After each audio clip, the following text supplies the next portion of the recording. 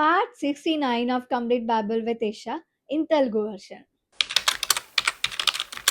ఆస్తి యావత్తు తిరిగి తెచ్చి తన తమ్ముడైన లోతును అతని ఆస్తిని స్త్రీలను ప్రజలను తిరిగి తీసుకొని వచ్చెను.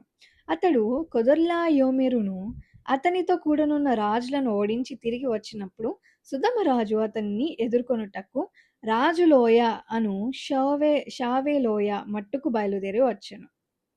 మరియు షాలేము రాజైన మెల్కీసెదెకు రొట్టెను ద్రాక్షరసమును తీసుకొని వచ్చెను. అతడు సర్వోన్నతుడగు దేవునికి యాజకుడు.